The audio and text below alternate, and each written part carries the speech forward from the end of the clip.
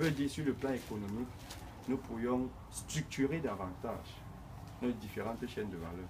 Donc, ça entre dans le cadre de la recherche. Donc, merci beaucoup plus et cela va nous permettre d'introduire cela dans notre agenda. Et nous pourrions travailler avec vous tous. Là, c'est clair. Bon, je tiens à apporter quelques éléments d'avis. S'il vous plaît. Avant de répondre, ma question va un peu dans son sens. Non, allez-y. Que vous répondez, allez-y. Parce que j'ai une légère imprégnation dans le domaine également. Vous avez parlé tout à l'heure de notion d'utilisation, de réutilisation, même de réemploi. Oui. Je pense qu'avec l'économie circulaire, si vous pouvez nous répondre à sa question en regroupant un peu ces trois éléments-là pour que nous soyons un peu plus édifiés. En partant de l'économie circulaire, utilisation, réutilisation, même réemploi. Vous pouvez. Allez-y, allez-y. Bon, si j'ai bien compris la question, c'est est-ce qu'il y a des pistes, par exemple, si on peut valoriser ces ces déchets déjà prétraités sans exporter en d'autres matières qu'on peut réutiliser à l'intérieur du territoire. Pour rebondir sur ce que le directeur disait tantôt, ce sont des pistes qui sont en réflexion. Maintenant, s'il faut parler maintenant de l'économie circulaire, c'est pour ça que aujourd'hui, en fait, l'économie circulaire à notre niveau se limite à des actions, par exemple, le réemploi, si je peux dire ça comme ça, le réemploi, la réutilisation. Voilà, en fait, à notre niveau, comment fonctionne l'économie circulaire. Maintenant, s'il faut réfléchir maintenant à comment on peut agrandir cette économie circulaire, ces actions, bon, je crois que à notre niveau, on n'a pas encore évalué ces perspectives-là. Pourquoi pas le biocarburant? Et pour ça, il faut aussi tenir compte de certains facteurs.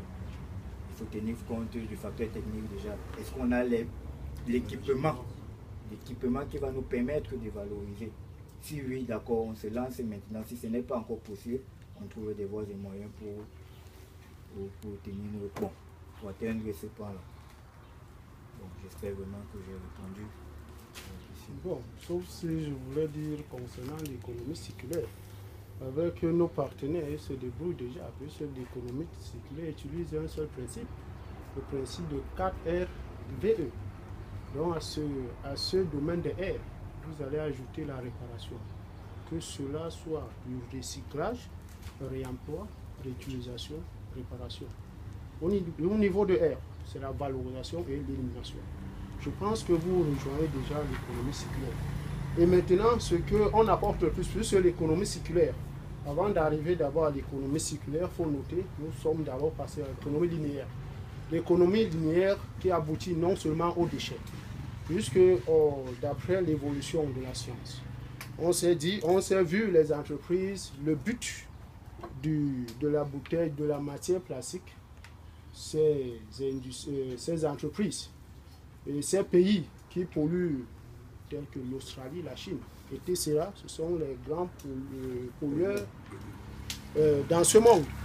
Et en fait, ils ont mis un système. Et l'économie circulaire était basée sur la conception et le déchet. Ils n'ont pas pris en considération la valorisation. Raison pour laquelle le concept de l'économie circulaire vient boucler toute la chaîne. Donc on veut fermer. Vous voyez au niveau du recyclage, il y a l'anneau de Moebius. Vous voyez souvent l'anneau là, qui est comme ceci.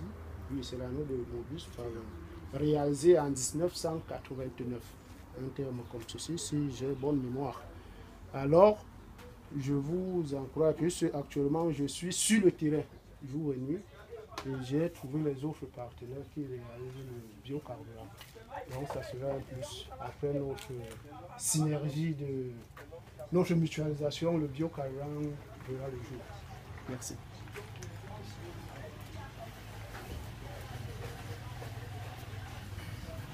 Il y a plus de questions?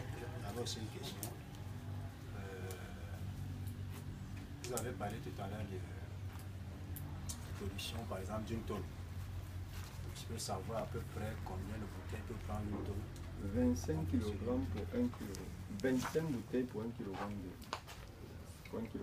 25 bouteilles, c'est 1 kg. De 33 centilitres. Oui. Si vous regardez derrière vous, vous allez voir une balance. Juste derrière vous.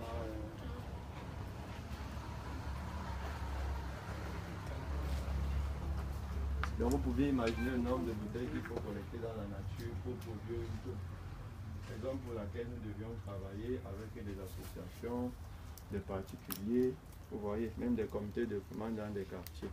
Parce que la guerre contre le déchet plastique est un devoir citoyen. Il y a cela 3-4 jours, il y avait une très grande conférence en France sur la pollution plastique. Où les grands États, les pollueurs n'arrivent pas à s'entendre. Pourquoi? Parce qu'il y a un volet économique qui encadre le plastique. Vous voyez, aujourd'hui, à l'aide du plastique, on peut emballer presque tout. Mais dans notre législation, on classe le plastique comme un déchet non dangereux. Mais non. Pourquoi le plastique? Les Européens considèrent le plastique déjà comme un déchet dangereux. Pourquoi? Parce que ça dure 100 à 250 ans. Réduction des terres rares, ça bouche des drains, ça crée des pertes en vie humaine. Vous voyez? Ça veut dire, ce que nous produisons, ça compromet déjà à notre vie.